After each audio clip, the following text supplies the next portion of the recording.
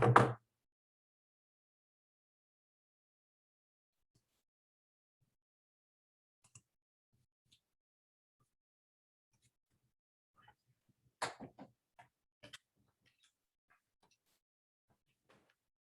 Terry, this is Chris. Can you hear me? I see your audio is trying to connect.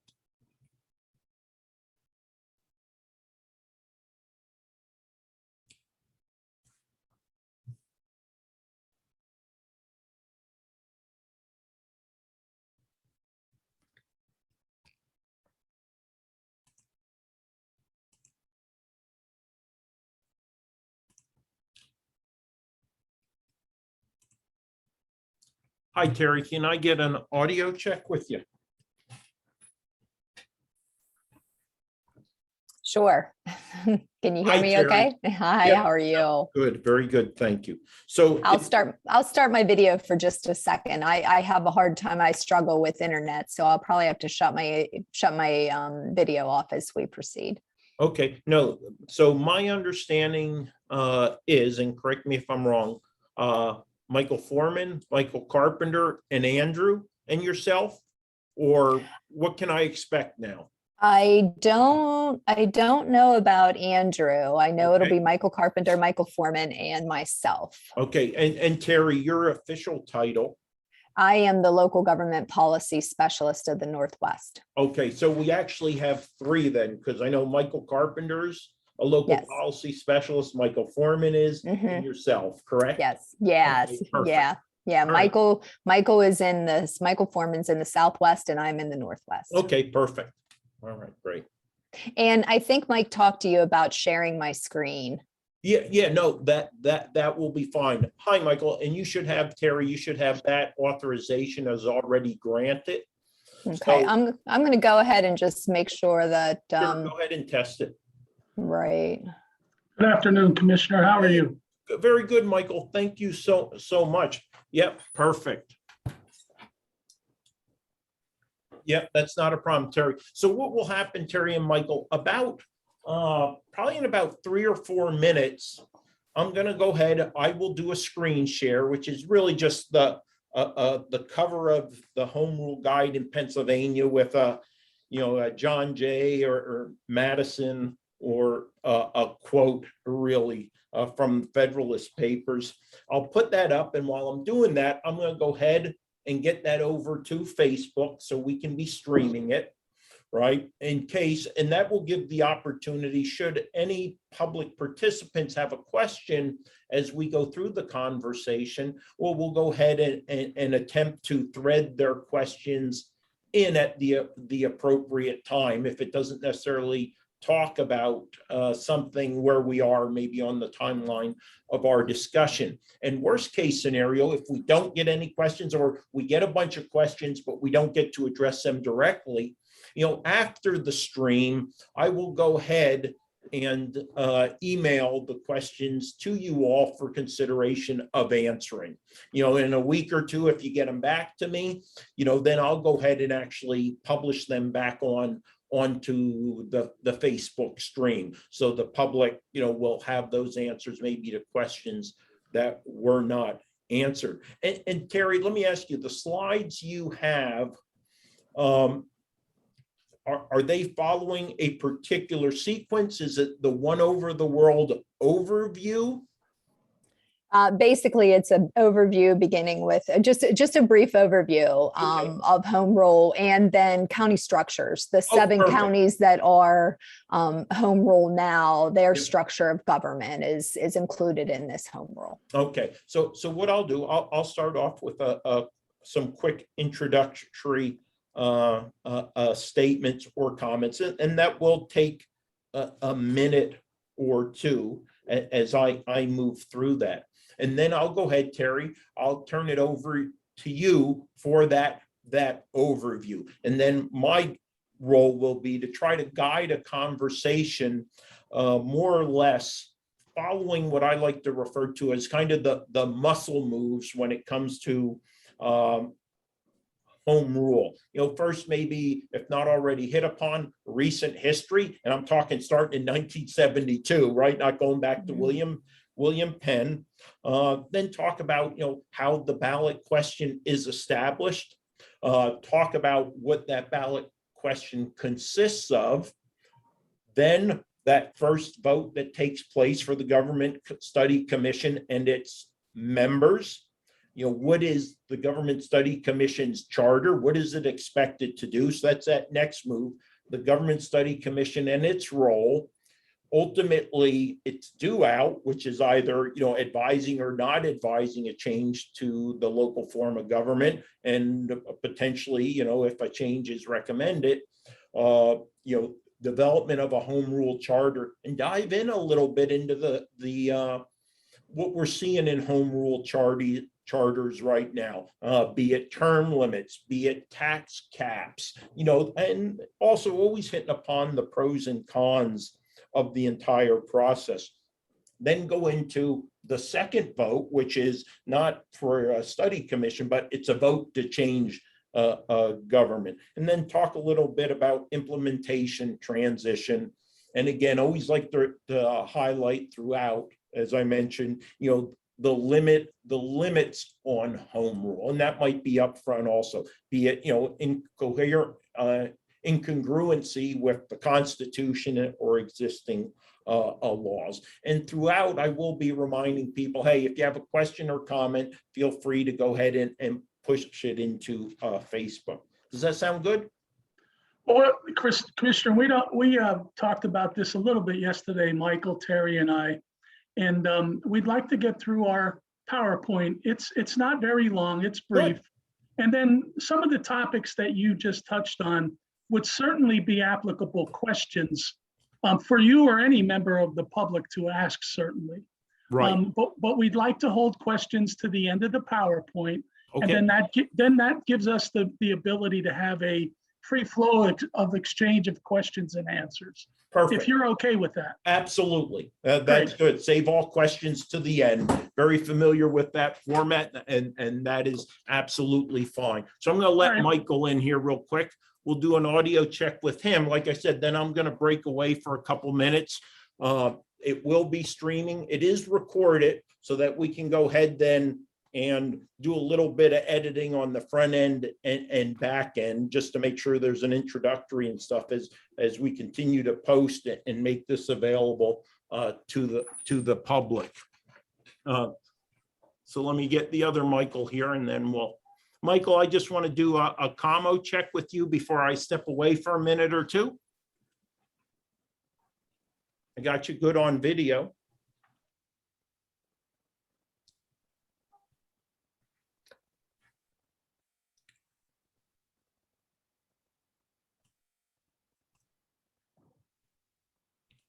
Michael, if you can give me an audio check, a short count, long count, whatever serves. Okay, here I am. Oh, It's an loud audio and clear. check. All right. Yes, actually, I didn't have my, I was muted. Sorry about Okay. that. No, that sounds good. All right. I'm going to break away, like I said, for a minute or two while I do a little bit of magic to get this a live streaming. You'll see a share screen that will pop up.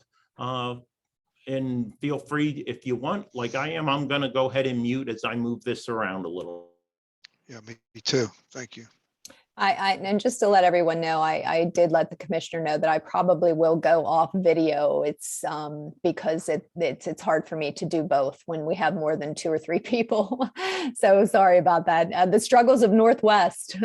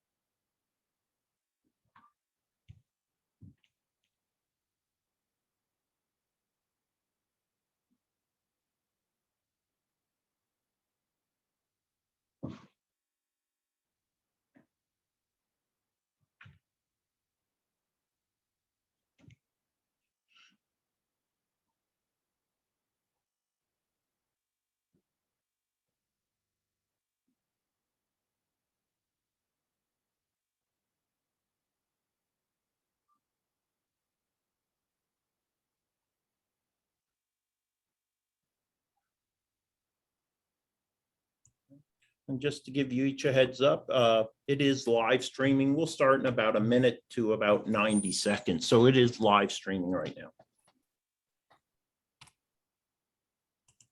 And just to give you each a heads up, it is live streaming. We'll start in about a minute to about 90 seconds. So it is.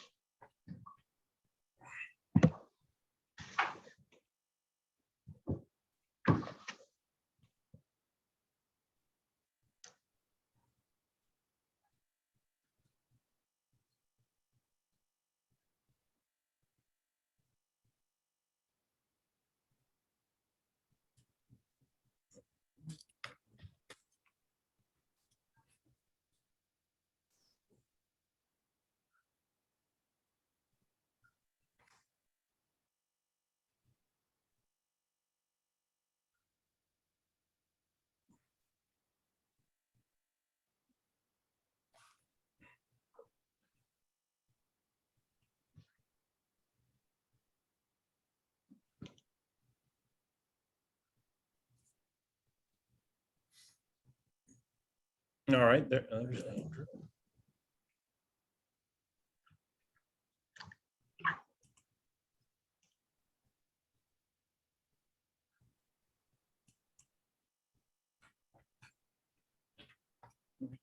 Andrew, if you'd like to give us an audio check, that would be great. Yeah, mic check. Okay, good. And Hey, we'll I may start. have to, sorry, I may have to leave a little early. I just wanted to check in with the team here. Maybe learn a few things while I do. Great. Andrew, we'll be starting about 30 seconds or so here. Great, thank you. Mhm.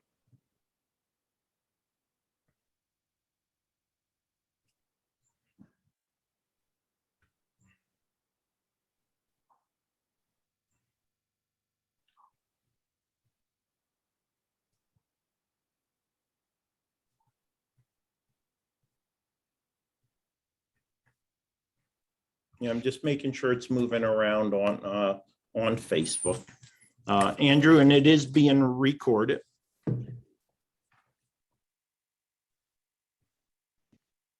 Very good. Mhm.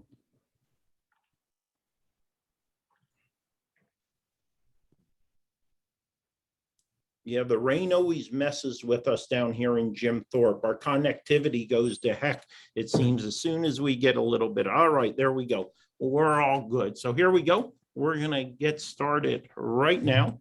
I am also looking at the feed. I have another device on. So, well, first and foremost, good afternoon. I'm Carbon County Commissioner Chris Lukasevich, and I want to thank the public for joining us this afternoon. In just a moment, I'll be introducing our guests, but the topic really is local government reorganizations and the options that the law provides for municipalities to organize their government to deal with local issues in a local way. So move away from the cookie cutter approach that is often attached to the county code. And what we have in here, Carbon County, 3 commissioner form of government. So with me today, joining me from the Department of Community and Economic Development are 3 local government policy specialists and their manager. You have Terry Kunkel, Michael Carpenter, Michael Foreman, and Andrew Schief will be joining us for about the next hour.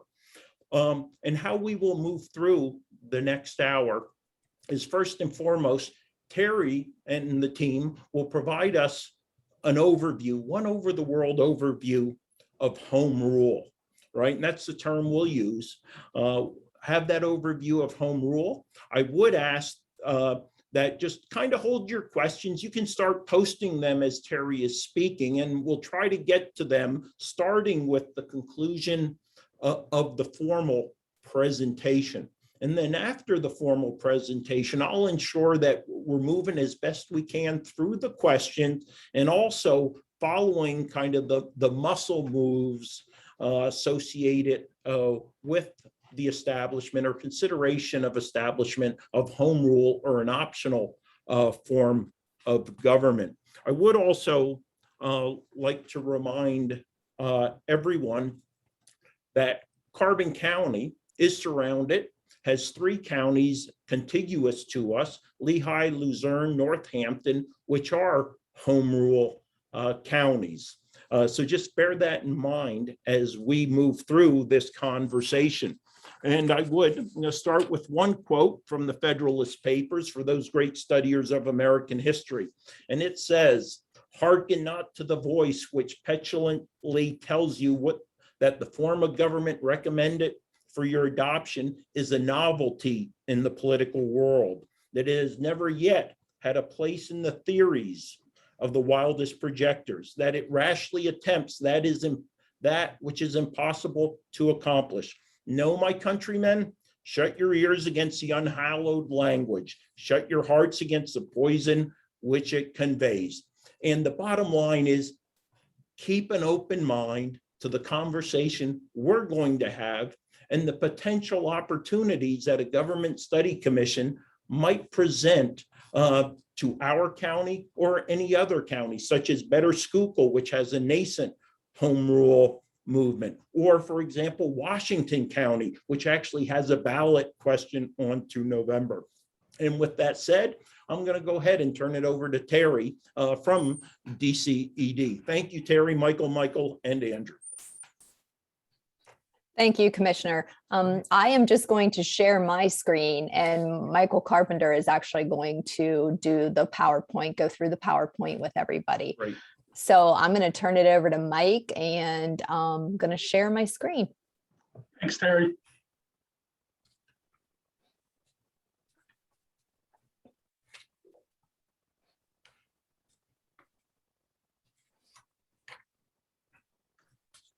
Good afternoon, everyone. Home rule basically transfers authority to act in, one second, I need to shift my screen here.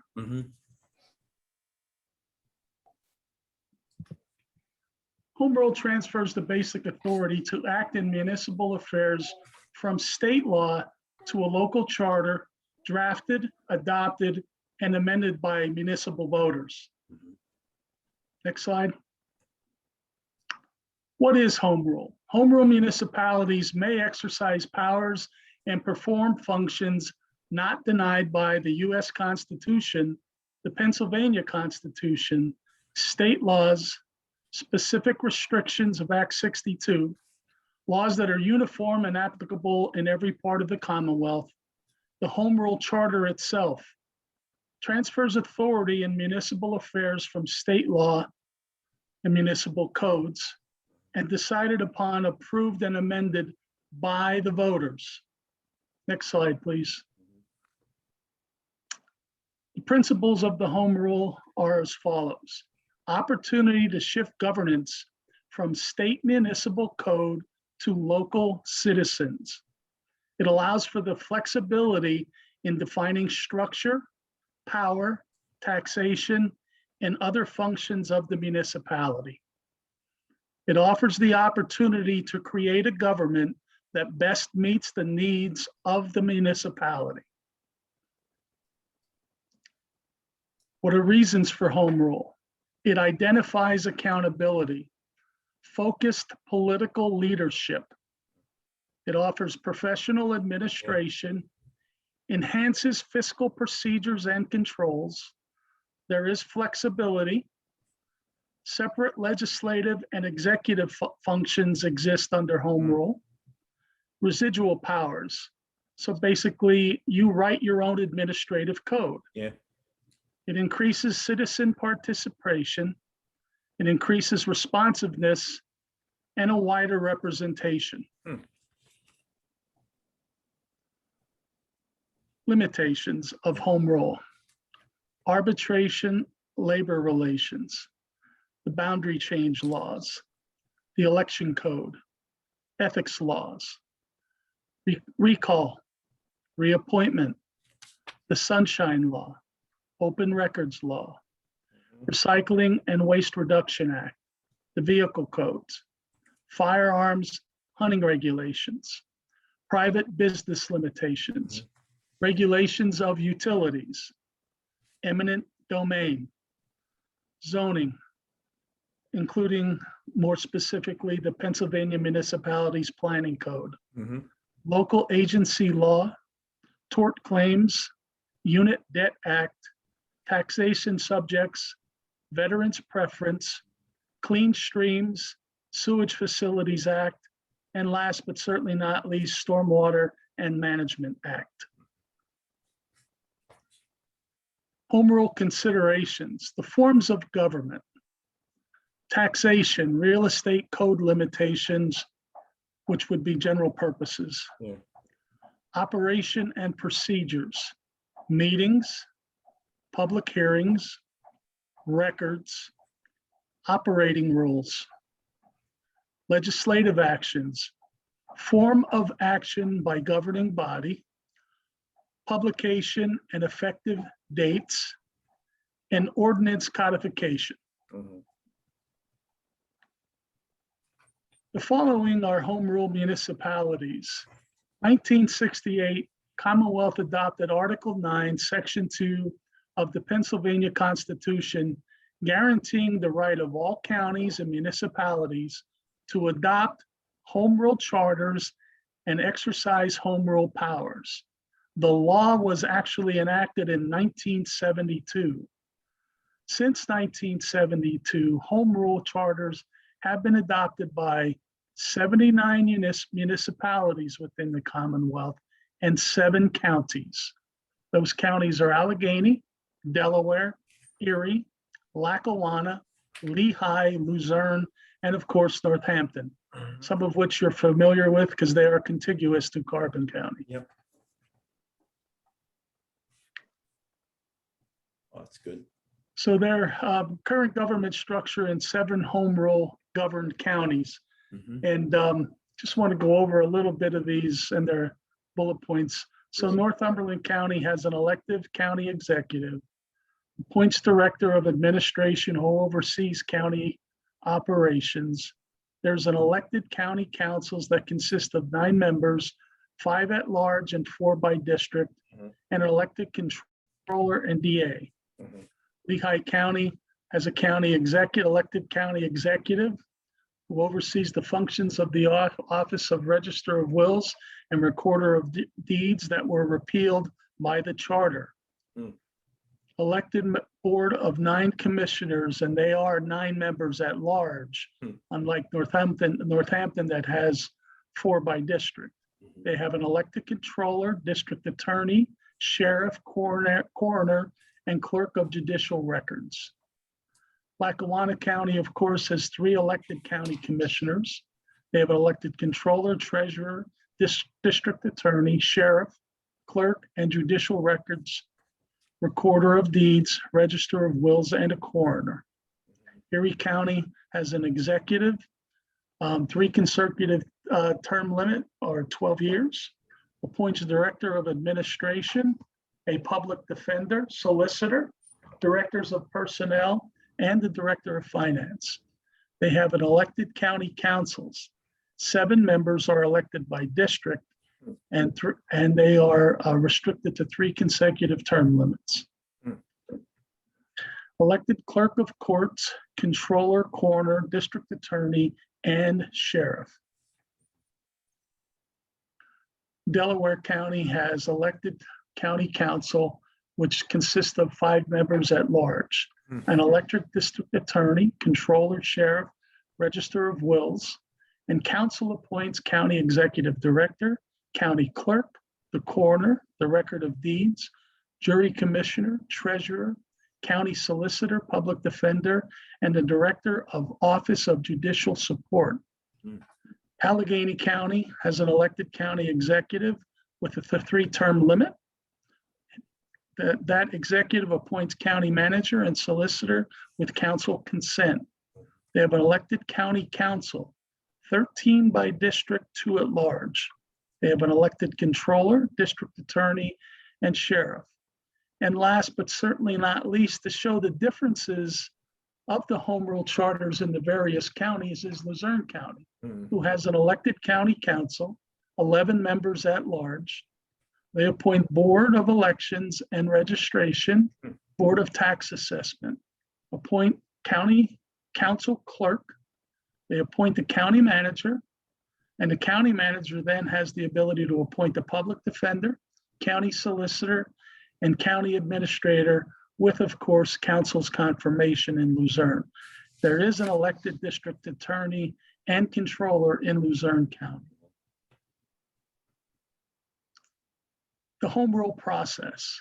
Form a government study commission, the forming of a government study commission, excuse me.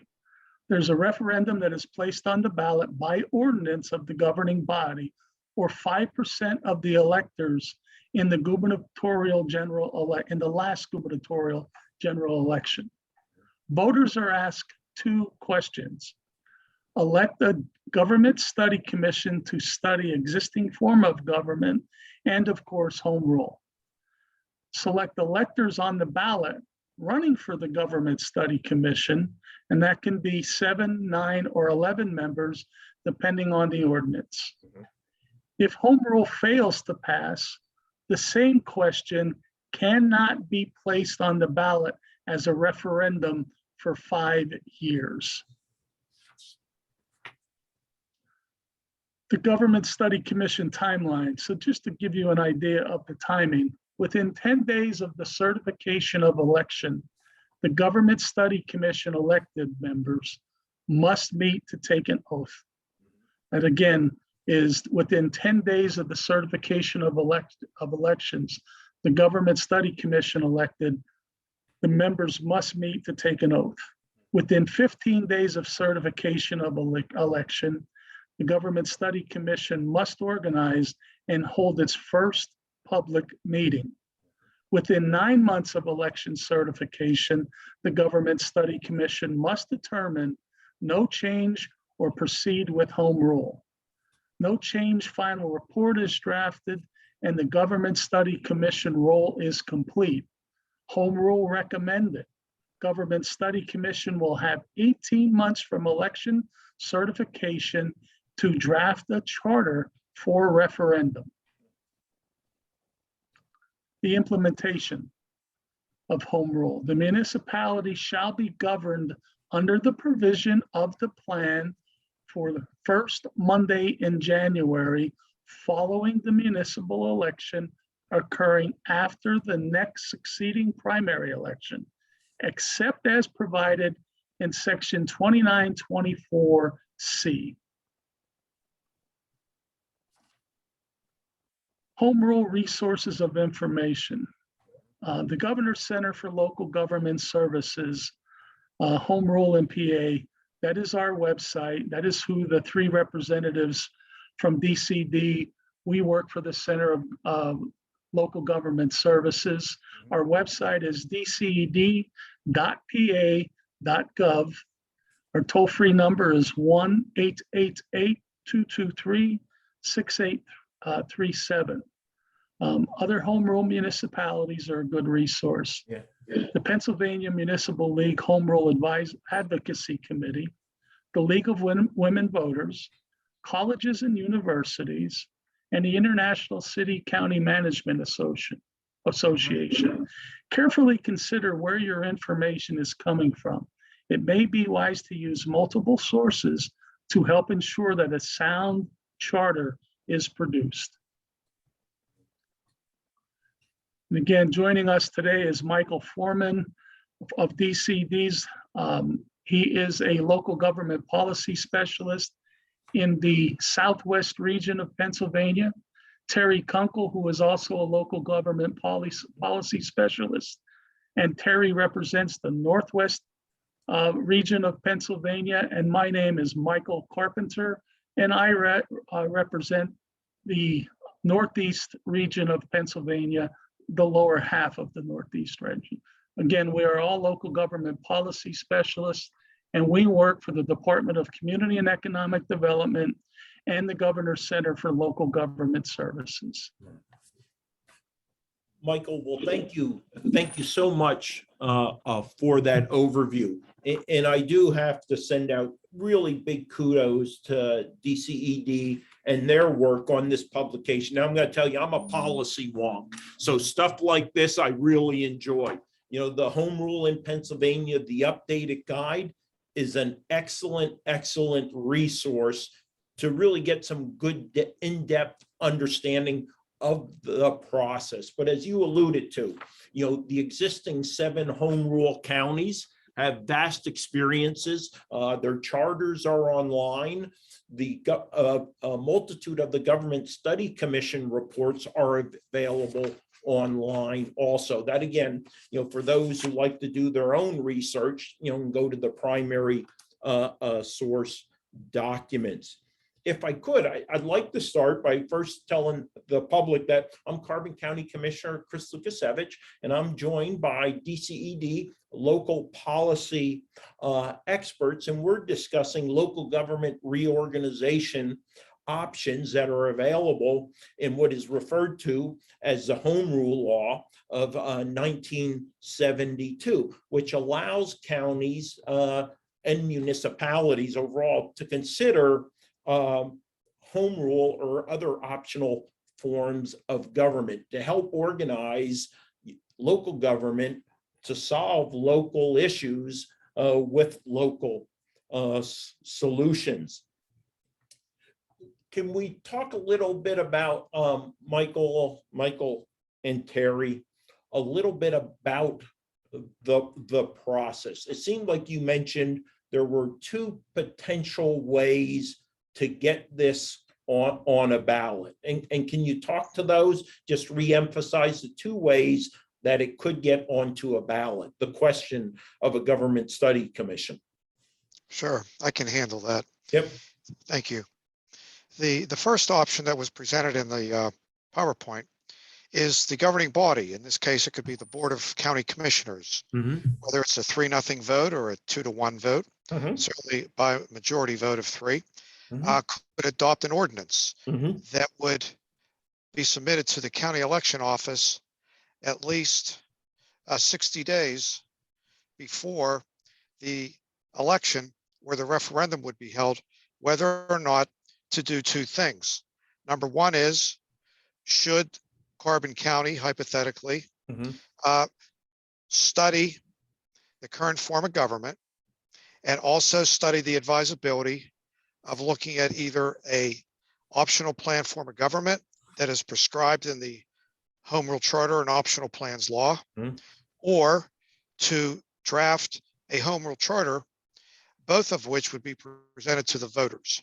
That's the first question. The second question is individuals that would run on a non-partisan basis. They would not run as a Democrat, they would not run as a Republican, nor would they run as an independent if the election is in November, but it's a nonpartisan election of being elected to the Government Study Commission of, again, either 7, 9, or 11 members that is spelled out in the ordinance that is submitted to the county election office. Again, 7, 9, or 11 members. So there's 2 questions that voters are asked at the ballot. Again, whether or not the Government Study Commission should be elected of 7, 9, or 11 members.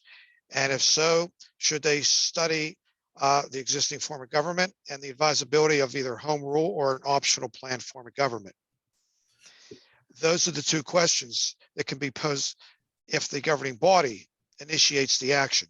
The second choice is through what I would call a petition drive, where at least, and these could be registered voters that circulate these petitions throughout Carbon County, where at least 5% of those that voted in the last gubernatorial general election have to sign the petition, at least 5%.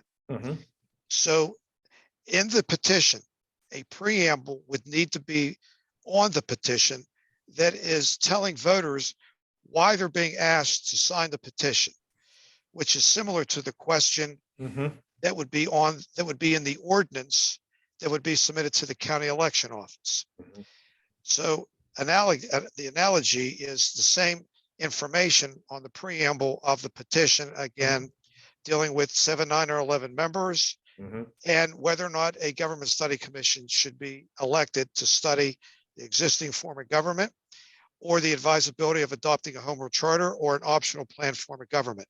The petition also has to be submitted to the county election office at least 60 days before the election that is being held, to again elect government study commission members, and for the voters to approve whether or not there should be a government study commission to study the existing form of government Mhm. and look at the advisability of, again, a home rule charter or an optional plan form of government.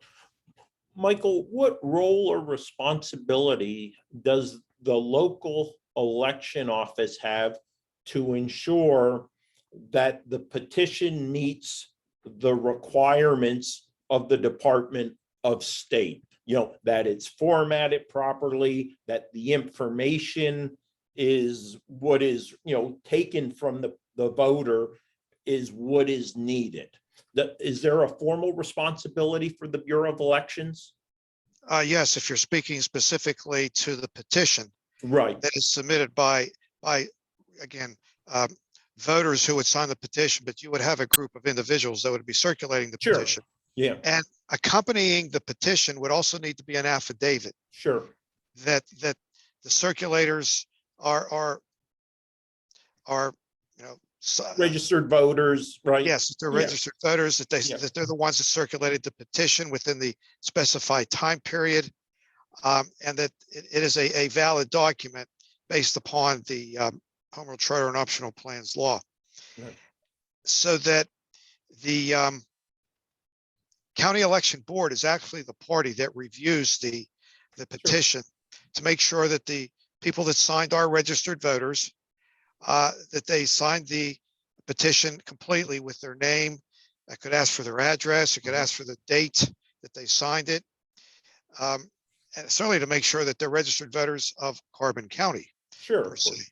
So, it's really a legal proceeding that is gone through to assure that the petition is valid Mhm. and that it has Yeah. at least the minimum required number of signatures. Yeah, If you're talking about the ordinance, the county election board certainly has to make sure that it was duly elected at a public meeting by a majority vote mhm. with a quorum present, et cetera, pre-advertised, et cetera. And that it has the question in the ordinance, Mhm. like with the petition, Mhm. also identifying the number of government study commission members who are being elected. Mhm. And so we're at the point of making a decision, let's say a board of commissioners, or maybe a group, a political action committee. They can choose if it's more strategically beneficial to have the ballot question in the primary or the general election. And then that will drive the post-election timeline. Is that correct? That is correct. The question can be held any year at any, May or November election. Okay. So we just, County X just decided to put it on the ballot, either by petition or by ordinance. It was successful. Government Study Commission, yes, 7, 9, or 11 members were elected. Now, I will emphasize, even if you vote no for the Government Study Commission ballot question, you are still expected or asked to vote for the Government Study Commission members, even Sure. if you vote no. But nonetheless, so the scenario is, boom, Government Study Commission, yes. Talk a little bit, if you all could, understand, Michael's mentioned the timeline of the first 15 days after certification to have their first meeting and organize. What are they actually going to do? What are they assessing? What party are you referring to regarding assessing?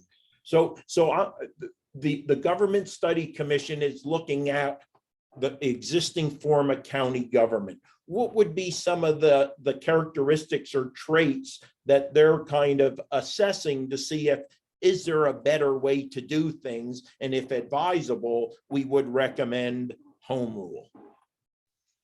Well, you certainly want to look at the current form of government, which in Mhm. this case would be the county code. Right.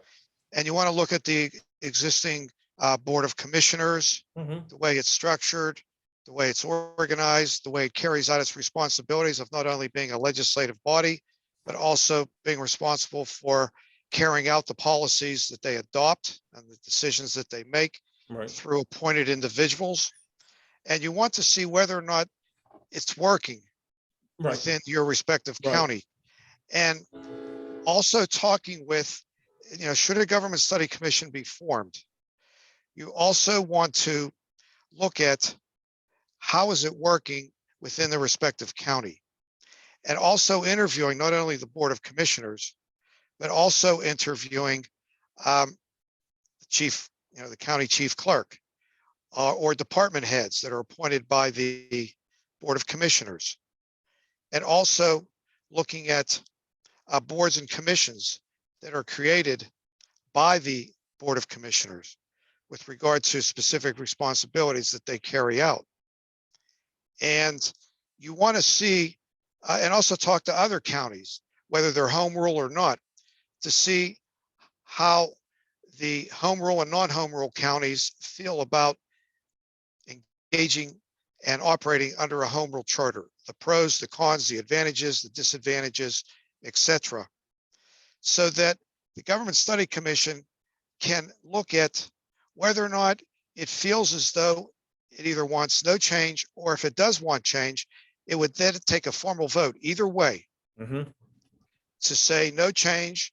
We write our final report based upon the decision that we came to regarding no change and reasons why there should be no change, given the current way that the county is operating. If the Government Study Commission within the 9-month period formally votes to decide to go forward and draft a home rule charter, then they have an additional 9 months to do that.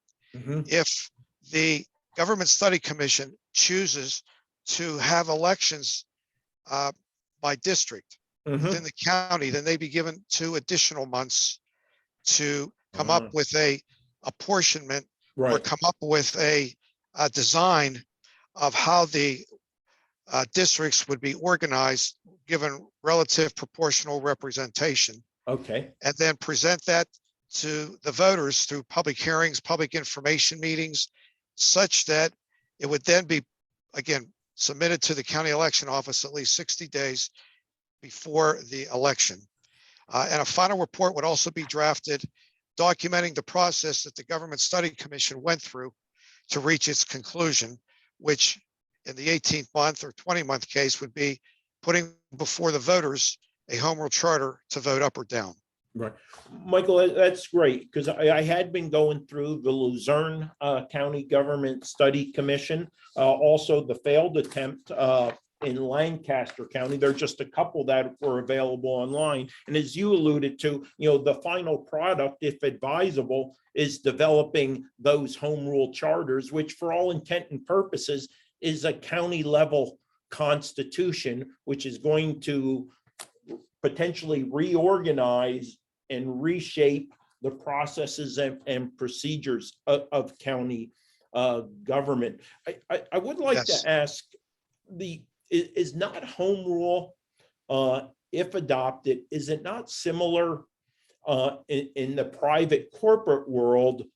And looking at the examples Michael gave, the unique, how each county might have shape their organizational structure. But at the end of the day, it looks pretty similar to a board of directors and a CEO or COO type of organization.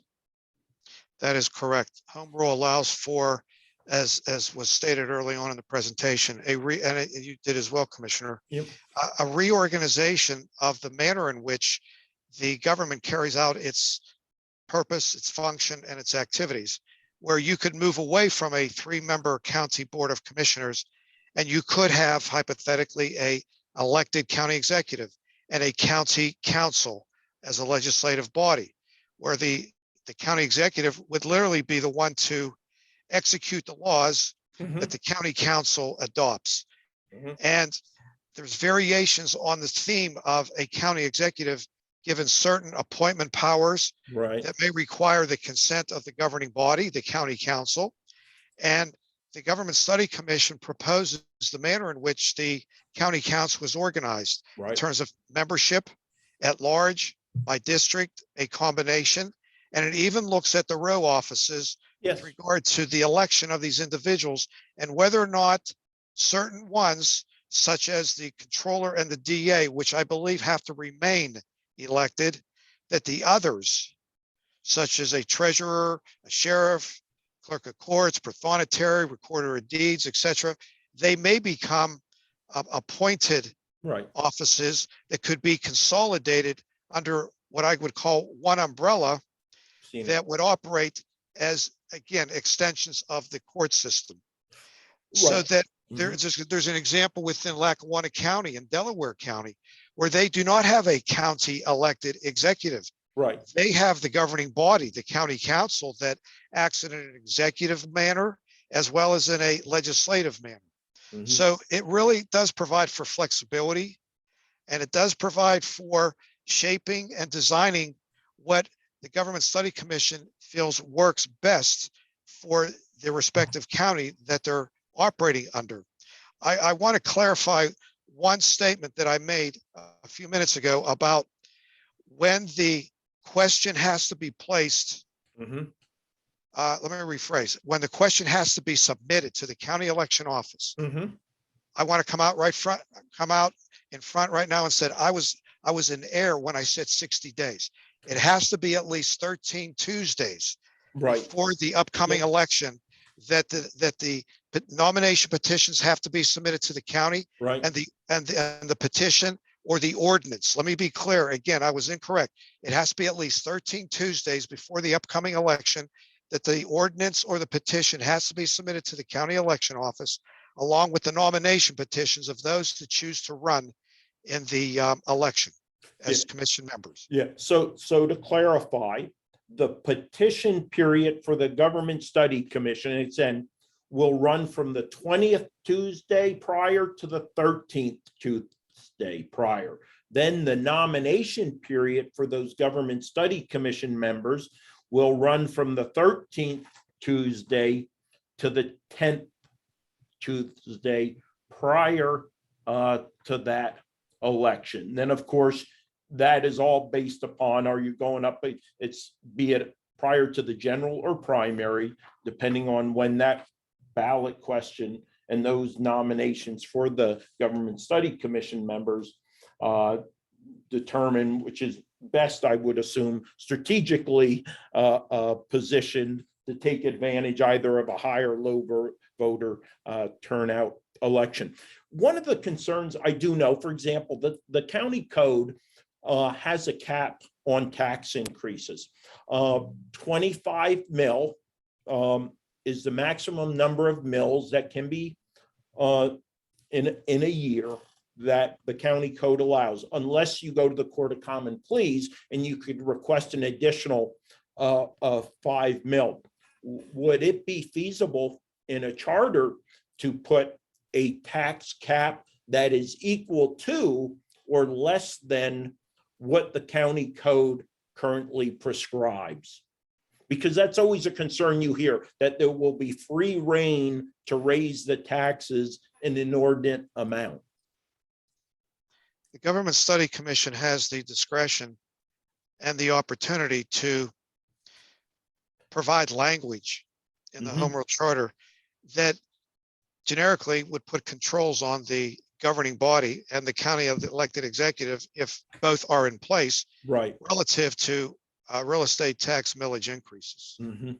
And Michael, you alluded to, the district attorney, potentially the controller, retaining their level of independence. That is, they remain elected, so they cannot be swayed one way or another. And I know often we kind of view the controller as the county auditor, really, in many aspects and programs. But as you demonstrated, and Michael showed in his slides, that many row what were former row office positions elected become really merit-based hires in many of the home rule counties. It may be one or two, it may be four or five, but there seems to be a lot of discretion in charters in regards to, how they want to approach these particular offices.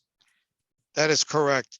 Home rule charters, and most of them have this in it. And if it's not in the home rule charter, it's in the administrative code that Michael Carpenter alluded to with regard to the provisions that allow for what we call residual powers. Right. The point being is that a merit selection would be the basis upon which a appointed executive, a county manager, a county administrator would be appointed. Again, it could be by the county elected executive with the consent of the council, or it could be in a home rule environment where you don't have an elected executive. It could be the county council that would appoint the manager or the administrator.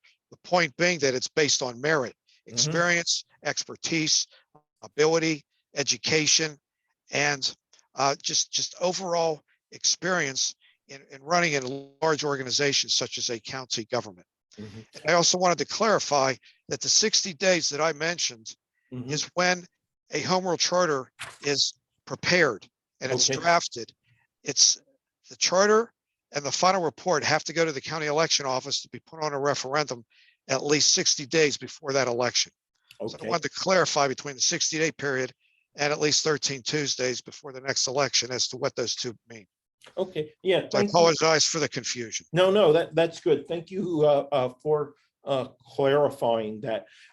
Maybe we should talk about, and I find this unique because let me give you an example. Here in Carbon County, we have 3 commissioners.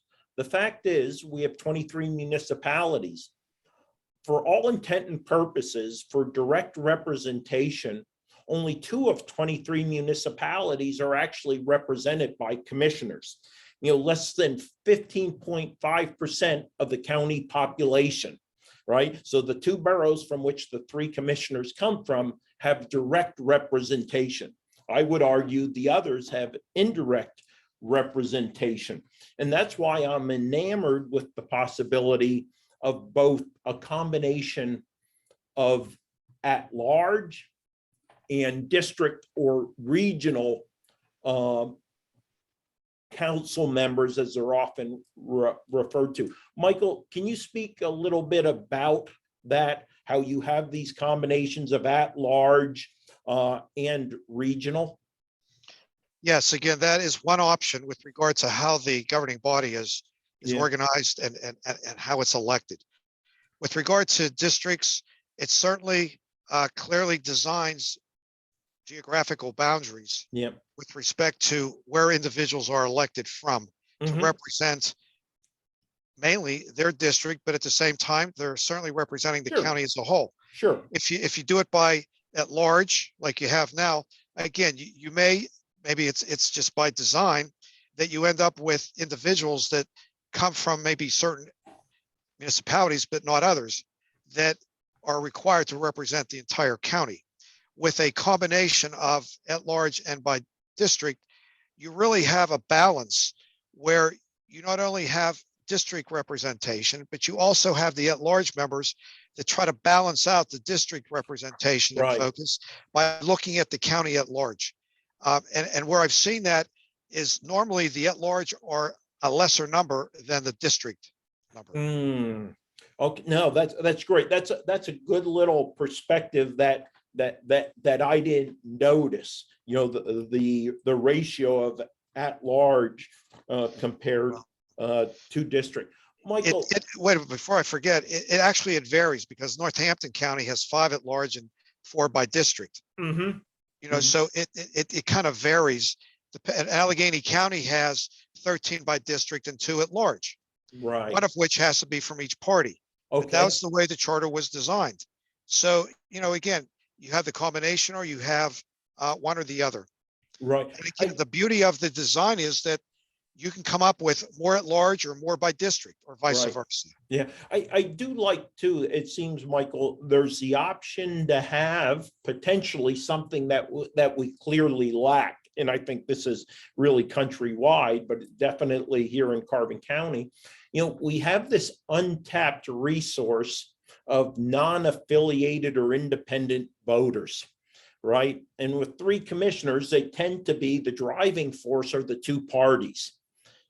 By potentially opening up the aperture, to maybe 7, 9, or 11 members, it could potentially open up the opportunity for an untapped resource in a county that previously, has been somewhat hindered by the 2-party process. Again, that's just an observation. True. Right. Normally a county such as Carbon County, we have a real estate tax.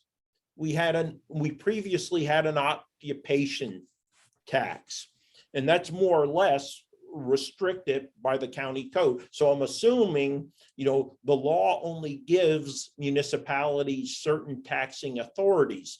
So it's not like a charter could allow to go beyond that, because it would fall outside of an existing law or constitution, correct?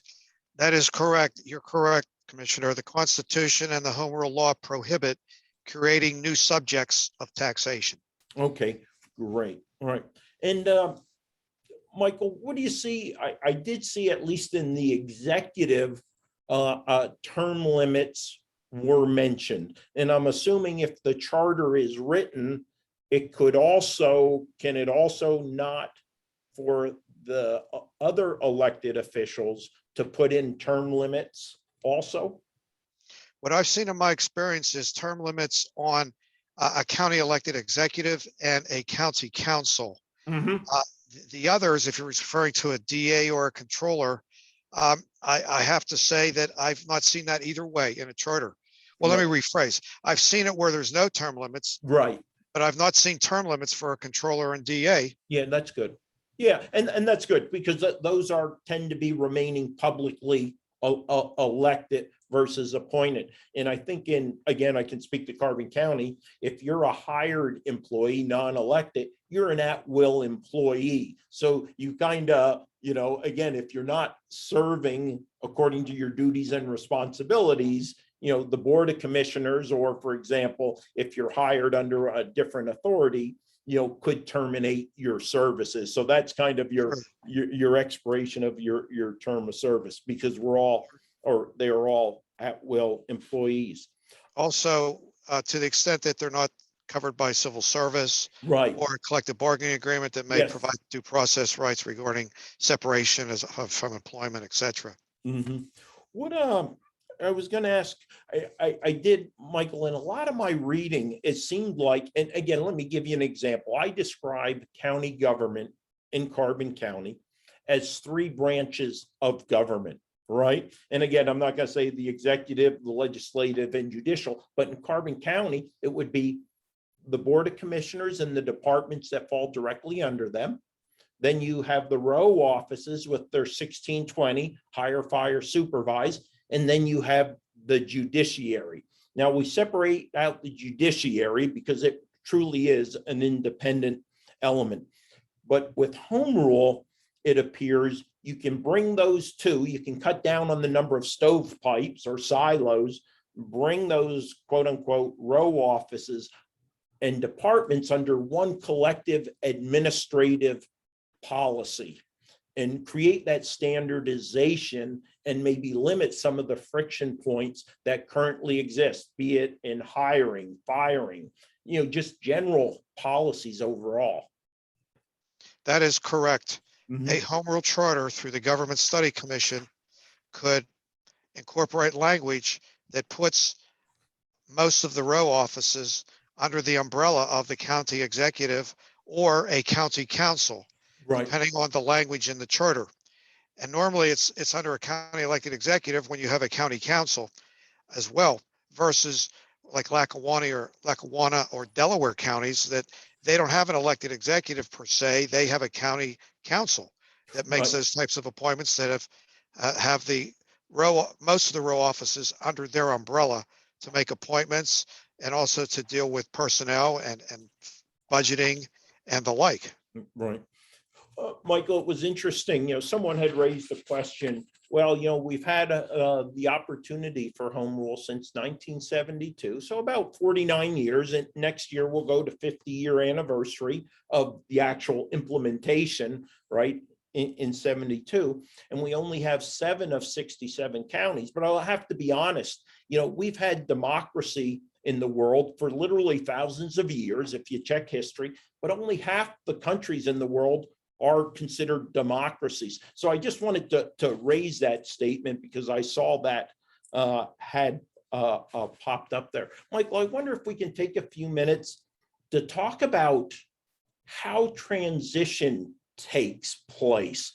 So all of a sudden you have this county code form of government with 3 commissioners and really almost a dozen elected officials, to include the row officers. How do you transition from county code to home rule?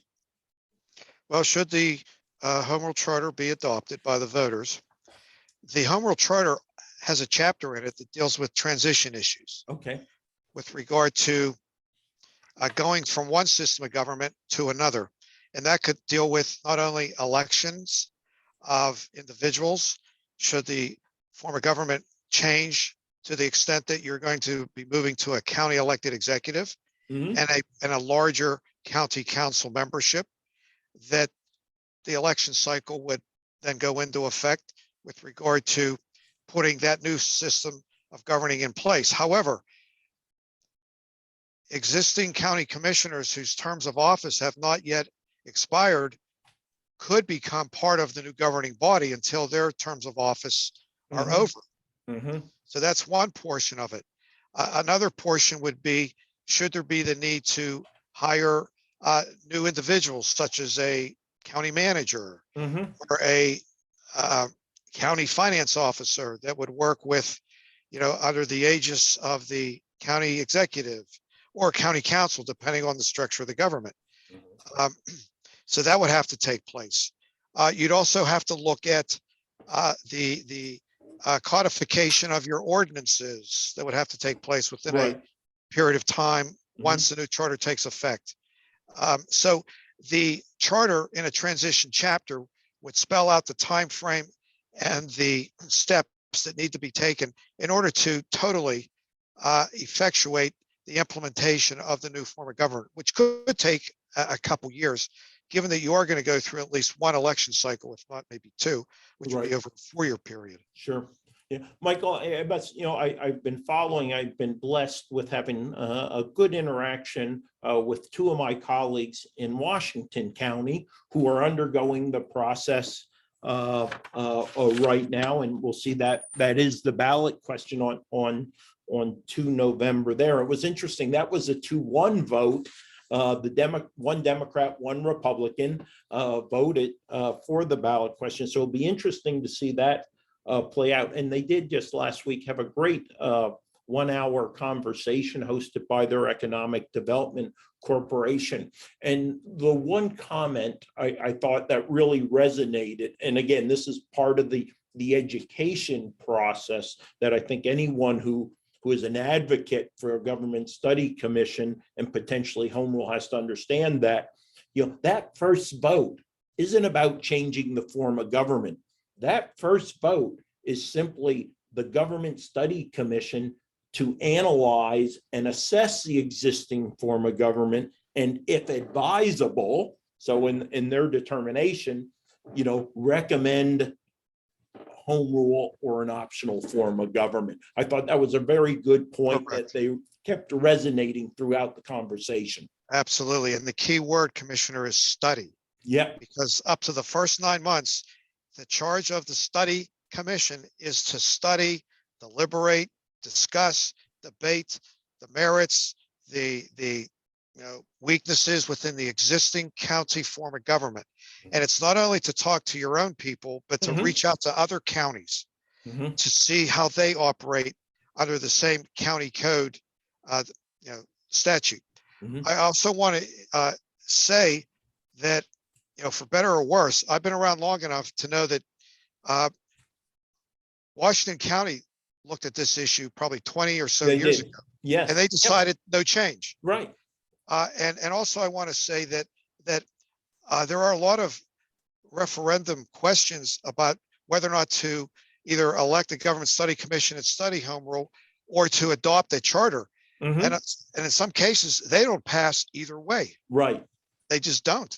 Mhm. People just don't have that appetite, or an organized group has been able to convince the voters that keep things as it is. As it is. And yeah, and I've seen that. I've seen it playing out in Washington. And as I researched historical articles, letters to the editor, I can see the both sides. I can see both, I think would be the just concerns. And then I could see the political concerns, power Yes. bases losing, control, True. quite frankly. True. And another factor is that charters can be amended by the voters or Right. by the governing body, should there be a need to do that after the charter is adopted. One thing I do want to say that happened in Allegheny County is that when the charter was adopted in 2000, the county charter, it still had a multiple number of row offices in it. And an effort was made within that first 5 years to ask the voters to change from electing row offices to putting it under the umbrella of the county elected executive. Mhm. Well, it was challenged because the Home Rule Charter and Optional Plans Law says that you cannot change your form of government or the structure of your government for at least 5 years. Oh, And by doing that, that was changing the form or structure of your government.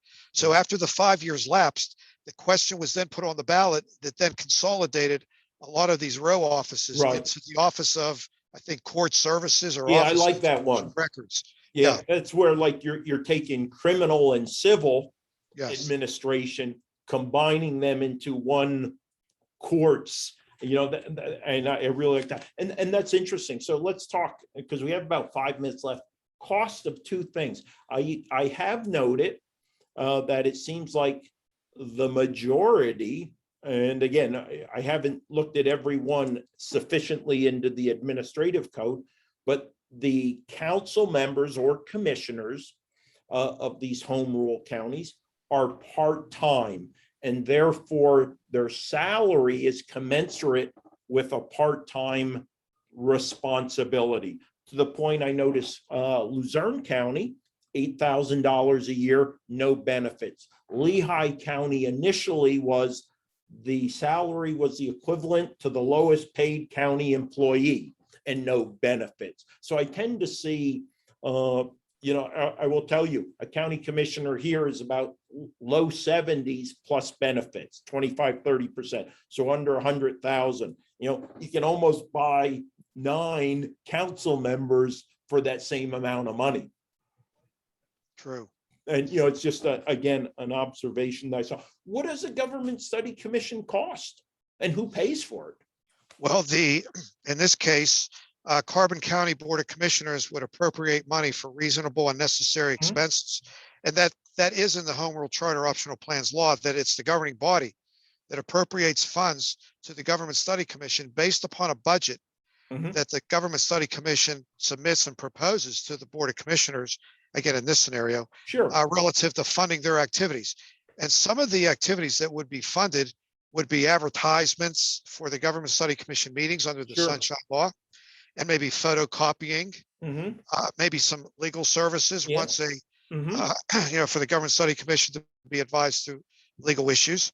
It could also be engaging a consultant to help Right. draft the charter once a decision's made. Mhm.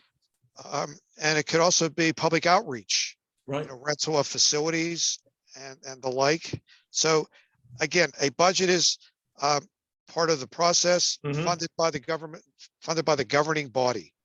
Michael, to your knowledge, has the county ever repealed home rule?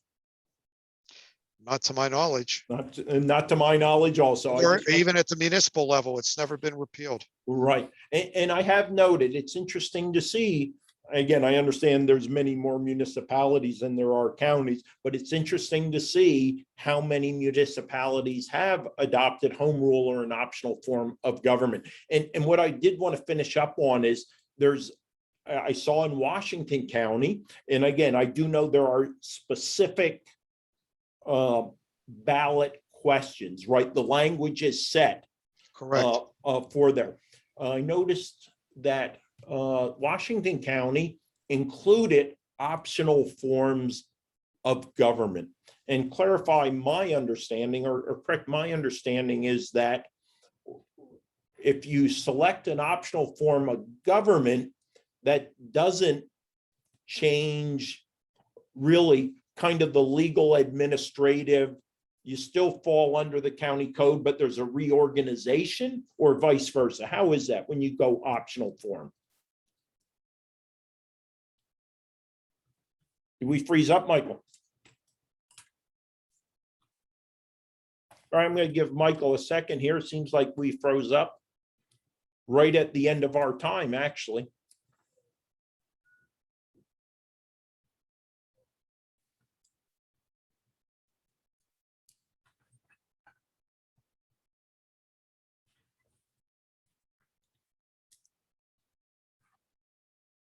Michael, I'm going to give you a minute or two. As I had mentioned previously, with the rain here in Carbon County, it always seems when the rain comes in, we tend to have connectivity issues. I'm going to give another minute or so to see if we can bring Michael, Terry, and Andrew back online. For about the last 60 minutes, we've been talking about home rule. Home rule, which is really, to me, it's about local government reorganization. Reorganize your government so that it can manage the issues unique to Carbon County, for instance, because right now the county code is a cookie cutter approach. 3 commissioners, everything is organized the same way, 3 branches of county government. There's a lot of ineffectiveness, a lot of inefficiencies. Home rule provides an opportunity to create an organization that will best serve a specific county. So I want to thank now, with the, it seems like, inability to reconnect with Michael, Terry, and Andrew from the Department of Community and Economic Development. I want to thank them for their participation, for Michael Foreman, and with the assistance of Terry for providing the overview of home rule. And then for Michael Carpenter, another local policy specialist from DCED, to really help us go in depth into the Government Study Commission, home rule, those muscle movements that are required to go from, hey, this is a neat, interesting idea, to actually bring it to realization, from the ballot question, the vote, the study, the recommendation, development of a charter, the vote, transition, and implementation. For all your resources, where's the one-stop shop for information on home rule? carbonforhomerule.org, carbonforhomerule.com. You can find it there. You'll have the resources. You'll have charters. You'll have Government Study Commission reports. You'll have the DCED guide.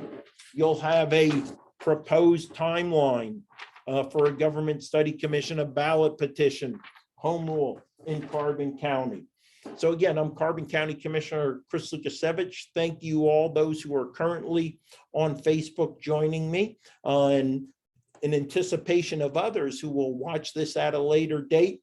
Feel free, if you have any questions about home rule, about Carbon for Home Rule, give me a call at 570-503-6780, 570-503-6780, or carbonforhomerule@gmail.com. Carbon 4, the number 4, like C4, carbon 4, home rule @gmail.com. I'm Carbon County Commissioner Chris Lukasevich. Have a wonderful day. Please don't forget to get out there and vote on 2 November if you haven't already voted by absentee or mail-in ballot. Have a great day.